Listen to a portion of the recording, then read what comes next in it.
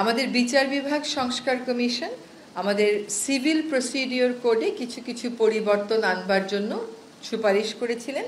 Convention on the protection and use of transboundary water courses and international lakes 1992, এটাতে বাংলাদেশ অনুস্বাক্ষর করবে এবং বাংলাদেশকে দিয়েই আসলে এশিয়ার দেশগুলোর স্বাক্ষর প্রক্রিয়াটা শুরু হচ্ছে। ফিনান্সিয়াল ক্রাইম বা অর্থনৈতিক ক্রাইম যে গোষ্ঠীগুলো করেছেন তাদের বিচার প্রক্রিয়াটা শুরু করার জন্য একটা কমিটি গঠন করা হচ্ছে। তদন্ত এবং বিচার প্রক্রিয়া শুরু করার জন্য একটা কমিটি গঠন করা হচ্ছে।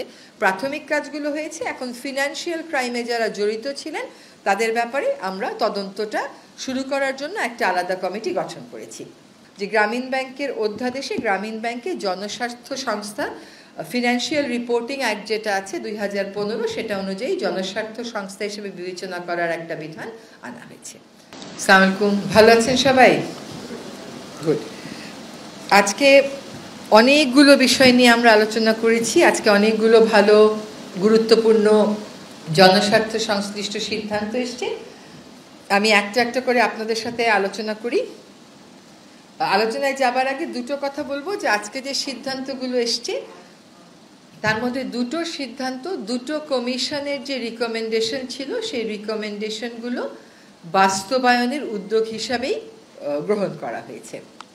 একটা হচ্ছে আমাদের বিচার বিভাগ সংস্কার কমিশন আমাদের সিভিল প্রসিডিওর কোডে কিছু কিছু পরিবর্তন আনবার জন্য সুপারিশ করেছিলেন। তারই আলোকে আমরা সেই ব্রিটিশ সরকারের সময় প্রণীত সিপিসির কিছু কিছু সংশোধন আজকে নীতিগতভাবে অনুমোদন করতে পেরেছি। আপনারা জানেন যে বাংলাদেশে একটা কথা আছে যে কারোর সাথে শত্রুতা করতে গেলে একটা ল্যান্ড মামলা জুড়ে দাও, তাহলে 3 জেনারেশনে সেই মামলা আর শেষ হবে না। তো আজকে সেই 3 জেনারেশন যেন না লাগে, 1 জেনারেশনেই যেন মামলা শেষ করা যায়, সেই জন্য সিপিসির কিছু সংশোধনী আনা হয়েছে, যাতে করে যারা বিচার প্রার্থী তাদের সময় কম লাগে, তাদের টাকা কম লাগে। অনেক সময় আমরা যারা উকিল আছি তারা নানান অজুহাতে বিভিন্ন সময় নিয়ে মামলার প্রক্রিয়া বিলম্বিত করি, সেটা যেন না হয় সেরকম কতগুলো সিদ্ধান্ত এসে কয়েকটা উদাহরণ আমি আপনাদেরকে দিচ্ছি। যেমন আগে যেটা হতো যে একটা মামলার রায় হয়ে যাওয়ার পরেও আবার জারি মোকদ্দমা করতে হতো ওই মামলার রায় বাস্তবায়নের জন্য। এখন বলা হচ্ছে যে যখন রায় দেওয়া হবে ওই রায়ের মধ্যেই এক্সিকিউশনের বিষয়টা ইনক্লুড করে দেয়া হবে। আবার ওই যে বিভিন্ন সময় নেওয়ার কথা বলা হতো যে উকিলরা দাঁড়িয়ে সময় নেবে, এখানে বলে দেয়া হয়েছে যে সর্বোচ্চ কয়বার সময় নেওয়া যাবে। আবার লিস্টে ফুল হিয়ারিংয়ের জন্য কয়টা মামলা সর্বোচ্চ নেওয়া যাবে, আর পার্শিয়াল হিয়ারিং হয়ে আছে পার্ট হার্ড ম্যাটার, এরকম কয়টা লিস্টে সর্বোচ্চ ইনক্লুড করা যাবে। বিচার প্রক্রিয়াটা আমাদের অনেকাংশেই এখনও সেকেলে রয়ে গেছে। বিচার কার্যক্রমকে আধুনিকায়ন করতে এটা বলা হচ্ছে যে আমরা সমন জারিটা এখন থেকে টেলিফোনের মাধ্যমে, SMS এর মাধ্যমেও বা অন্য মডার্ন যে ডিভাইসগুলো আছে, মডার্ন যে মেথডগুলো আছে তার মাধ্যমেও করতে পারবো। আর ফাঁসিয়ে দেওয়ার জন্য ভুয়া মামলা করা হয়, আগে সেটা শাস্তি ছিল 20,000, এখন সেটাকে বাড়িয়ে 50,000-এ করা হয়েছে। সিপিসির এই হচ্ছে বড় বড় যে সংশোধনীগুলোর কথা বলা হয়েছে সেটা। আরেকটা কথা একটু আপনাদেরকে বলতে হবে, এটা আমি খুব খুশি মনে আপনাদেরকে জানাতে চাই যে আমাদের অভিন্ন নদীর পানি ভাগাভাগি নিয়ে, পানি ব্যবস্থাপনা নিয়ে আমরা সবসময় বলি যে আমরা আন্তর্জাতিক আইনগুলো কেন স্বাক্ষর করছি না। এই অভিন্ন জলরাশির পানি ব্যবস্থাপনা নিয়ে আন্তর্জাতিক ক্ষেত্রে দুটো আইন আছে জাতিসংঘের, একটা হচ্ছে 1997 কনভেনশন, আরেকটা হচ্ছে 1992 কনভেনশন। 1997 কনভেনশনটা 1914 সালে কার্যকর হয়, অর্থাৎ উজানের দেশগুলোর অনীহার কারণে মাত্র 36টা দেশের স্বাক্ষর লাগতো, সেই স্বাক্ষর পেতেই লেগে যায় 17 বছরেরও বেশি। আরেকটা যেটা আইন আছে যেটা খুবই কার্যকর, সেটা হচ্ছে ইউরোপিয়ান ইউনিয়নকে মূলত টার্গেট করে এই আইনটা। যদিও এটা ইউরোপিয়ান ইউনিয়নকে টার্গেট করে এই আইনটা 1992 সালে, এটা কিন্তু 2016 সালে সকল দেশের জন্যই উন্মুক্ত করে দেয়া হয়েছে এবং এ পর্যন্ত প্রায় 11টি দেশ ইউরোপিয়ান ইউনিয়নের বাইরে এটাকে স্বাক্ষর করেছে। তার মধ্যে বেশিরভাগ দেশই হচ্ছে আফ্রিকান। এইটা আজকে আমরা সিদ্ধান্ত নিয়েছি যে এই কনভেনশনটা আমরা অনুস্বাক্ষর করব। এর আগে যত প্রক্রিয়া ছিল সংশ্লিষ্ট জনদের সাথে আলাপ আলোচনা করা, আন্তঃমন্ত্রণালয়ে আলাপ আলোচনা করা, তারপরে ওই কনভেনশনের সেক্রেটারিয়েট থেকে লোক আসা, সবই আমাদের হয়ে গেছে।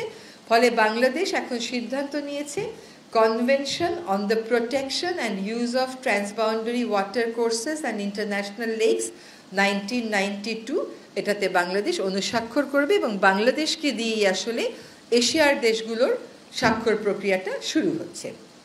আজকে এখানে ব্যাংকিং সেক্টরের বেশ কয়টা অধ্যাদেশ আমরা কতগুলো নীতিগতভাবে কতগুলো চূড়ান্ত অনুমোদন দিয়েছি। তার মধ্যে একটা হচ্ছে সরকারি হিসাব নিরীক্ষা অধ্যাদেশ, আরেকটা হচ্ছে ব্যাংক রেজলিউশন অধ্যাদেশ, আরেকটা হচ্ছে রাজস্ব নীতি ও রাজস্ব ব্যবস্থাপনা অধ্যাদেশ, আরেকটা হচ্ছে গ্রামীণ ব্যাংক সংশোধন অধ্যাদেশ। আপনাদেরকে একটা কথা জানিয়ে দিই যে এই অধ্যাদেশগুলো নিয়ে আলোচনার সময় আমাদের মধ্যে এই সিদ্ধান্ত গৃহীত হয়েছে যে ফিনান্সিয়াল ক্রাইম বা অর্থনৈতিক ক্রাইম যে গোষ্ঠীগুলো করেছেন তাদের বিচার প্রক্রিয়াটা শুরু করার জন্য একটা কমিটি গঠন করা হচ্ছে। তদন্ত এবং বিচার প্রক্রিয়া শুরু করার জন্য একটা কমিটি গঠন করা হচ্ছে। প্রাথমিক কাজগুলো হয়েছে, এখন ফিনান্সিয়াল ক্রাইমে যারা জড়িত ছিলেন তাদের ব্যাপারে আমরা তদন্তটা শুরু করার জন্য একটা আলাদা কমিটি গঠন করেছি। এবার একটা একটা করে বলি।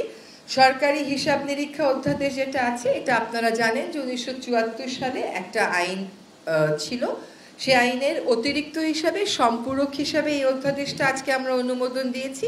এটার উদ্দেশ্যটা হচ্ছে যে আন্তর্জাতিক অডিটিংয়ের ক্ষেত্রে আন্তর্জাতিক কিছু স্ট্যান্ডার্ড আছে, সেই স্ট্যান্ডার্ড এবং প্র্যাকটিসগুলো যেন বাংলাদেশের কন্ট্রোলার এবং অডিটর জেনারেলরাও মেনে চলেন, সেটা নিশ্চিত করা, যাতে করে সরকারি অর্থের সঠিক ব্যয় আমরা নিশ্চিত করতে পারি, সেক্ষেত্রে স্বচ্ছতা আমরা নিশ্চিত করতে পারি।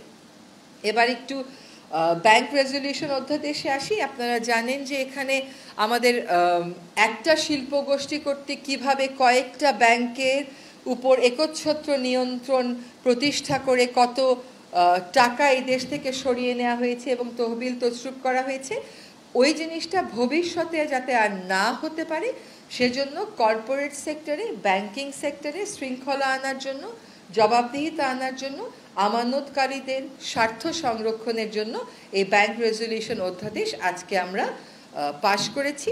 আমরা আবারও বলতে চাই যে আমরা আমানতকারীদের স্বার্থ সুরক্ষাকে সর্বোচ্চ গুরুত্ব দিচ্ছি এবং ভবিষ্যতে যেন এই ধরনের ঘটনায় আমাদের সাধারণ আমানতকারীদের আর পড়তে না হয়, সেই জন্যই এই ক্ষেত্রে শৃঙ্খলা কেমন করে আনয়ন করা হবে, বাংলাদেশ ব্যাংককে কতটুকুন ক্ষমতা দেওয়া হবে, সে কোন পর্যায়ে গিয়ে ইন্টারভেন করবে, এগুলো স্পষ্ট ছিল না আইনে, এখন এগুলো স্পষ্ট করা হলো। এবং এই যে 3 নম্বর আইন যেটা বলবো সেটা হচ্ছে রাজস্ব নীতি ও রাজস্ব ব্যবস্থাপনা অধ্যাদেশ।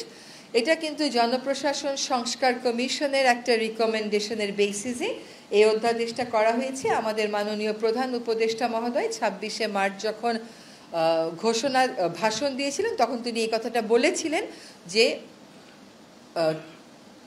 রেভিনিউয়ের ক্ষেত্রে পলিসি করা আর রেভিনিউয়ের ক্ষেত্রে বাস্তবায়ন করা দুটো আলাদা এন্টিটি হবে।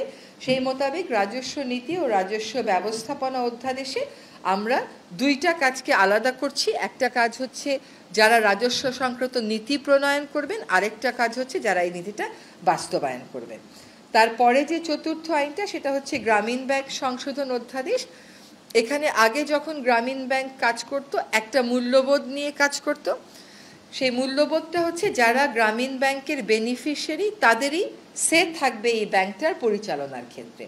কিন্তু আপনারা জানেন যে বিগত সময়ে আমাদের এখন যিনি আমাদের মাননীয় প্রধান উপদেষ্টা, সেই নোবেল বিজয়ী অর্থনীতিবিদকে রাজনৈতিকভাবে টার্গেট করা হয়েছিল এবং গ্রামীণ ব্যাংকের মালিকানা, তার যে দর্শন ছিল যে এটা যারা ঋণটা নেবে সেই বেনিফিশিয়ারির হাতেই থাকবে, সেখান থেকে সরিয়ে সরকারের নিয়ন্ত্রণ অনেকাংশে নিয়ে আসা হয়।